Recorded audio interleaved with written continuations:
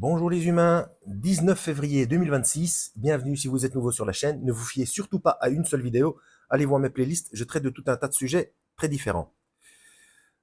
Alors, d'abord une petite parenthèse, vous avez vu, on est le 19 février 2026 et bizarrement, le carême des chrétiens commence en même temps ou quasi en même temps que le ramadan.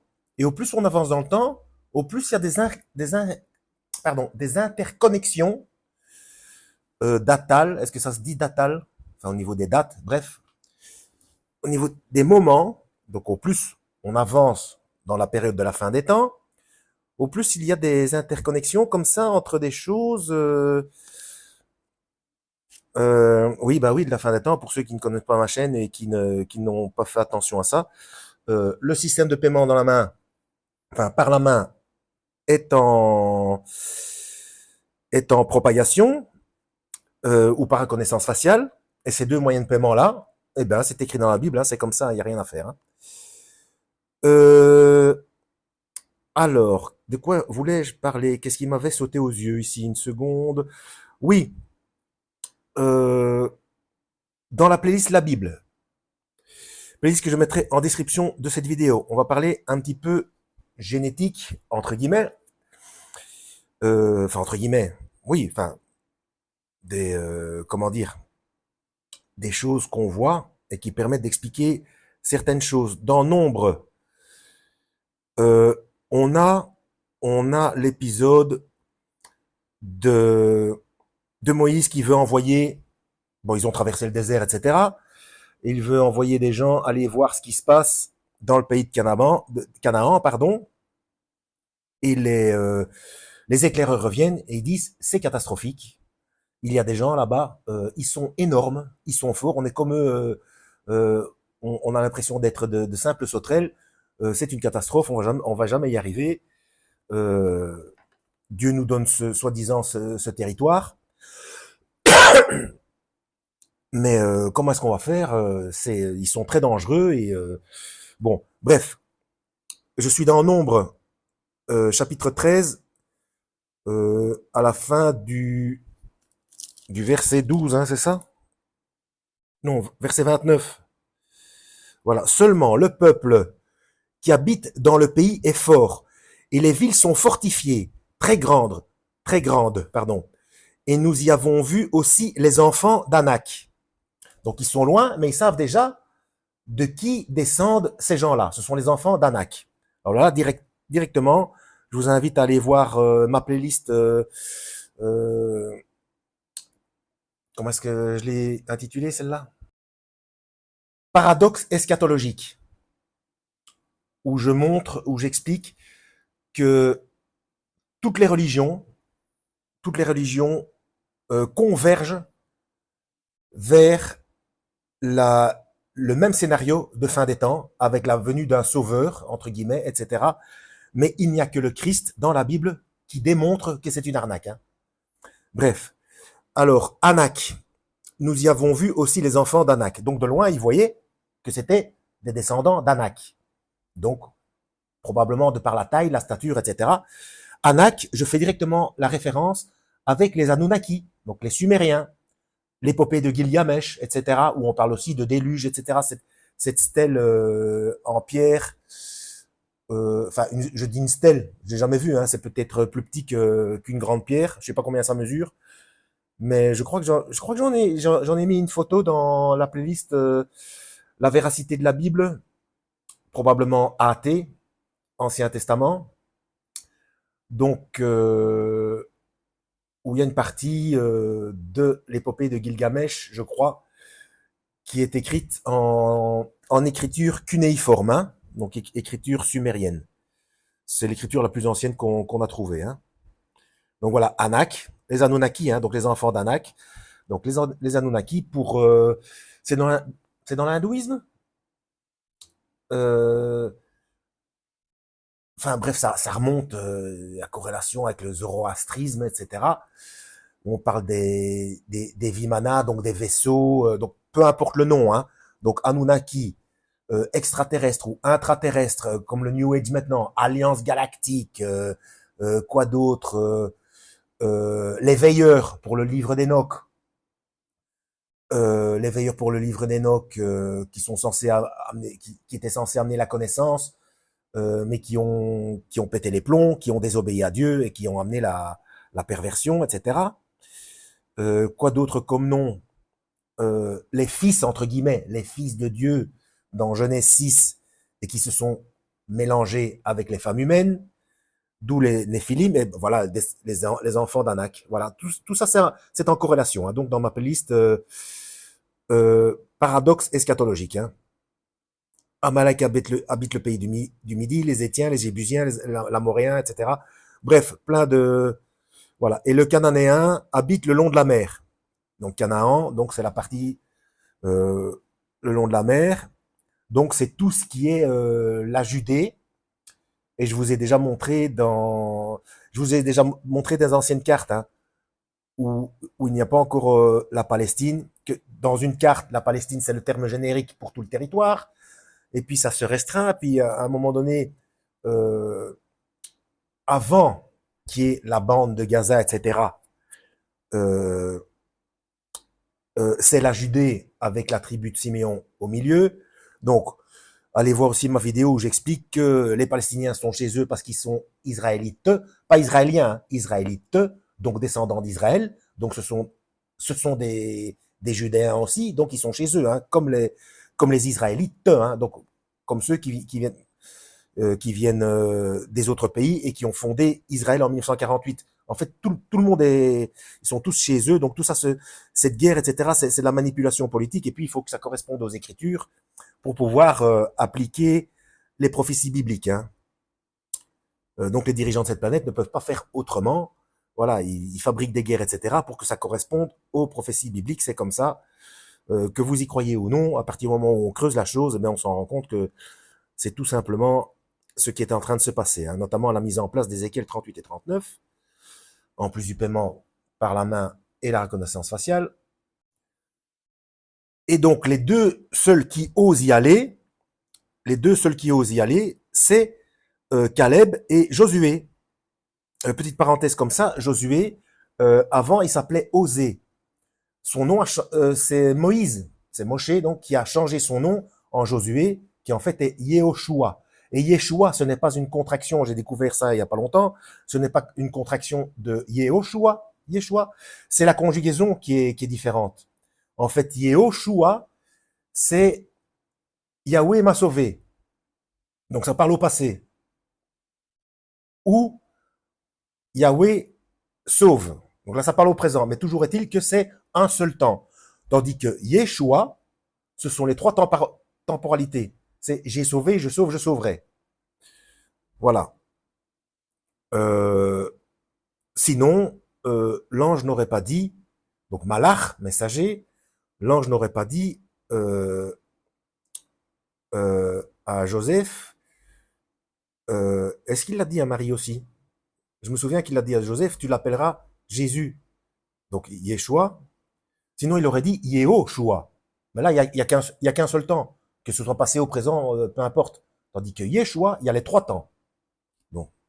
Parce qu'il est venu payer la dette des péchés passés, présents et futurs. Voilà, ça c'est pour la petite explication technique temporelle. Euh, alors, et ils décrièrent, donc ils expliquèrent devant les fils d'Israël le pays qu'ils avaient reconnu, disant, le pays par lequel nous avons vu passer pour le reconnaître est un pays qui dévore ses habitants. Cannibalisme. Donc des adorateurs de Moloch, de Baal, etc. Enfin, sont différents noms pour le même. Hein. C'est toujours Lucifer. Hein. Mammon, le dieu de l'argent, c'est Lucifer. Voilà. Apollon ou Apollyon dans l'Apocalypse. Apollon, on dit oui, mais c'est comment religion gréco-romaine, ça fait partie du panthéon gréco-romain, donc c'est le dieu de la beauté, etc. Mais non, puisque la traduction d'Apollyon, c'est le destructeur. Vous voyez, tout dépend de la langue qu'on utilise et si on creuse la chose dans l'étymologie des mots ou pas. Vous voyez? Donc, Apollon, on le prend comme un nom, le dieu de la beauté, alors que ça veut dire le destructeur. C'est toujours pareil, hein. Un nom veut dire quelque chose. Alors, donc cannibalisme. Et, donc c'est un pays qui dévore ses habitants, et tout le peuple que nous avons vu est de haute stature. Donc ils sont grands. Nous y avons vu les géants, fils d'Anak, donc les Anunnaki, qui est de la race des géants, et nous étions à nos yeux comme des sauterelles, et nous étions de même à leurs yeux. Et donc, et c'est pour ça, vous lirez plus loin, hein, dans Nombre, chapitre 13, 14, 15, et c'est pour ça, parce que ça aussi, il y a des gens qui se demandent, oui, mais ça colle pas cette histoire, il y a quelque chose qui ne va pas, ils sont pas loin, ils traversent le désert, et pourquoi est-ce qu'ils traînent pendant 40 ans? Eh ben, c'est à cause de ça.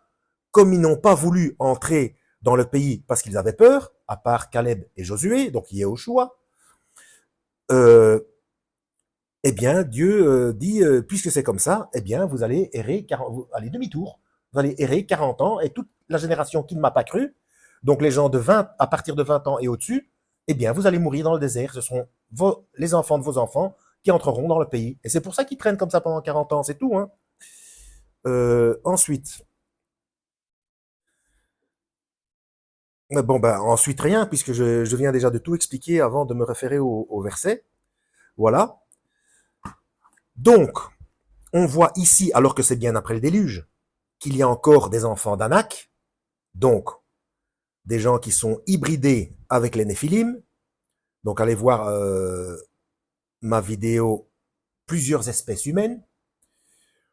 Donc je vais pas tout réexpliquer ici, hein. Ça fait déjà 12 minutes. Donc il y a plusieurs espèces humaines. D'ailleurs, les scientifiques sont d'accord là-dessus, qu'il y a eu jusqu'à 5 à 6 espèces humaines, mais pas l'une à la suite de l'autre, contemporaines, qui vivaient en même temps. Bon, il n'y a plus que les...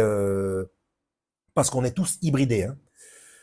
Il n'y a plus que les Homo sapiens sapiens, voilà. Donc c'est pas une question de couleur, de culture, de tout ce que vous voulez. Mais il y a eu 5 à 6 espèces humaines qui vivaient en même temps sur la planète. Donc les Homo sapiens ou Cro-Magnon, c'est les mêmes, hein, ce sont les mêmes. Les Néandertaliens, qu'est-ce qu'il y avait encore, l'homme de Toumaï, il me semble, l'homme Fiorensis, Toumaï, je crois que c'est celui-là. C'est Toumaï qui était celui de petite taille qui était surnommé le Hobbit. Donc ça fait déjà 4. Qu'est-ce qu'il y avait encore? Bref, faites vos recherches. Il y avait 5 à 6 espèces, vraiment, espèces humaines différentes, qui vivaient en même temps, hein. Et à un moment donné, ils se sont assimilés les uns aux autres. Donc on est tous hybridés. Donc, donc voilà. Donc à force d'hybridation, la taille, bon, il y a toujours des endroits où, enfin, avec le temps, on a plus ou moins la même moyenne, entre guillemets, plus ou moins de taille, etc. Et donc, même si il y a parmi nous encore des néphilim, de la race des géants, eh bien, ça s'est dilué dans la génétique. Donc, au niveau des tailles, vous voyez, ben, ça s'est dilué, ça ne se voit plus trop. Voilà. Et même quand il y a des populations qui sont très grandes, comme les Watutsi, les Maasai, etc., eh bien, ce n'est pas pour ça que ce sont des néphilim. Vous voyez ce que je veux dire? Puisque c'est en Afrique qu'on trouve, même si on est tous hybridés, c'est en Afrique qu'on trouve la plus grande concentration de véritables Homo sapiens sapiens. Parce que tous les autres ont minimum entre 1 et 4% de néandertaliens, et les Asiatiques ont encore en plus une troisième souche. Est-ce que c'est Toumaï? Je ne sais plus. Mais bon, bref, on est tous hybridés, hein. Et donc maintenant, les questions de taille, etc., ça n'a plus rien à voir avec l'hybridation. C'est plus comment euh, c'est plus intrinsèque à la population même de l'endroit, hein. Voilà. Tout ça pour dire que au niveau du déluge, quand on dit, quand il est écrit d'ailleurs, quand il est écrit que ils ont tous été ils ont tous été supprimés, à l'exception de Noé, sa femme et ses enfants. Déjà, dans le texte hébreu, selon le contexte, le mot tout ne veut pas forcément dire la totalité. Là, je vous invite à vous intéresser à la chaîne Théonopsie qui décortique très bien au niveau linguistique. Non seulement ça, et puis même si c'était tout concernant les, j'en parle dans une autre vidéo aussi, que tous les sommets des montagnes étaient submergés par l'eau, eh bien, il peut toujours y avoir des poches d'air. Ça, c'est la seconde chose. Et quoi d'autre? Et que la femme de, puisque Noé a encore eu des enfants par la suite, et puis les enfants de Noé ont eu des enfants avec leurs femmes, etc., pour recommencer à bon, évidemment, tout ce que je raconte là, ça n'apporte rien au salut, hein. Il faut lire les instructions, l'enseignement du Christ dans le Nouveau Testament, hein. Mais c'est pour expliquer, pour avoir une meilleure compréhension des Écritures, hein. Euh, donc, comment dire? Oui, la femme de Noé était une descendante de Caïn. Caïn, c'est le premier enfant d'Ève.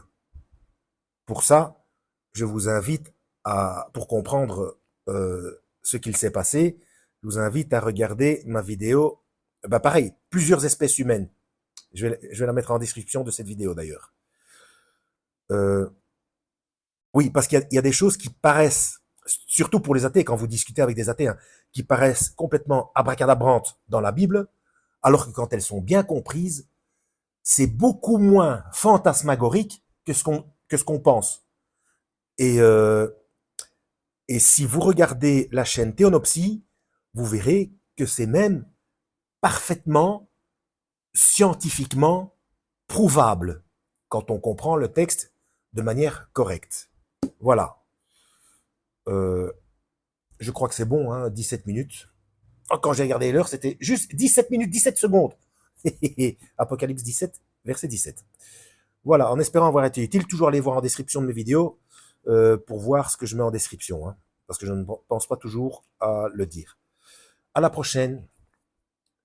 Lisez la Bible, suivez les instructions du Christ. Donc, pas question de se révolter, même si on apprend des choses au niveau politique, géopolitique, etc., technologique, tout ce qu'on nous fait, etc. Surtout ne pas se révolter. Se révolter, c'est se faire manipuler, hein.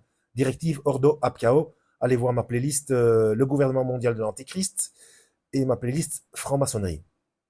Et le gouvernement mondial de l'Antéchrist, ce n'est pas quelque chose d'ésotérique. Ne vous fiez pas au texte, c'est une enquête journalistique sur la géopolitique de cette planète depuis au moins 1776, donc 1776, jusqu'à aujourd'hui. Écrite enquête géopolitique qui a été faite par Serge Monast, et il est décédé avec un de ses collaborateurs, donc ils sont tous les deux décédés 2 ans après la publication de leur enquête géopolitique. À la prochaine, lisez la Bible et que Yahweh vous guide.